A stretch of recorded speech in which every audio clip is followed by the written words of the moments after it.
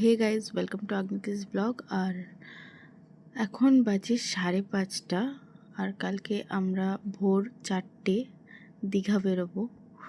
মোটামুটি আর ঠিক করে 12 ঘন্টাও নেই। তো দেখো আর অবস্থা, এখন আমার প্যাকিংই হয়নি, প্যাকিংয়ে কিছু শুরুই করতে পারিনি, কারণ কালকে জগদ্ধাত্রী পুজো ছিল। ওর জন্য বেরিয়েছিলাম রাত্রি 2টোয়, ফিরতে ফিরতে 4টে হয়েছে। তারপরে ঘুমিয়েছি, ঘুমিয়ে উঠতেও দেরি হয়েছে। আর ঘরের সব কাজ শেষ করে এই এখন মেয়েটাকে ঘুম পাড়ালাম। তো এবার আমি যাব ব্যাগ প্যাকিং করতে। এই হচ্ছে ব্যাপার। আর এইটুকুনি একটা বাচ্চা, 9 মাসের বয়স এখন ওর, একে নিয়ে যাওয়া মানে কত লাগেজ, কত কিছু গুছিয়ে নিতে হবে।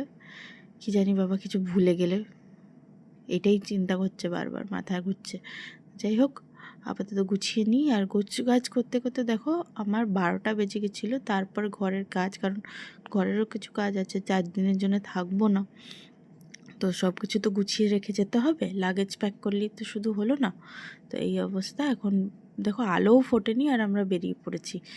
এখান থেকে টোটো করে স্টেশন রিসরা, তারপরে স্টেশন থেকে আবার হাওড়া স্টেশন থেকে ট্রেন তাম্রলিপ্ত। তো এই হচ্ছে ব্যাপার। তো চলো যাওয়া যাক। আর ইনি ভাবছেন যে আমার মাথার মধ্যে এটা কী বেঁধে দিয়েছে, কিন্তু কিছু করার নেই।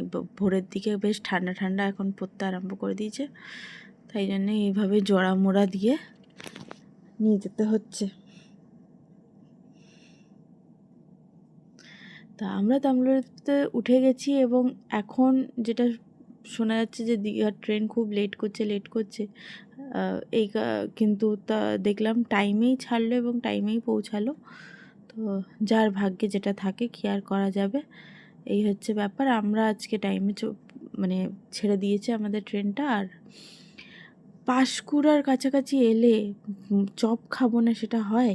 মেচেদা ঝাড়তে না ছাড়তেই চপ উঠলো আর আমি কিনে নিলাম। তো দীঘাও পৌঁছে গেছি। পরের ভিডিওতে বাকি আপডেটগুলো দেবো।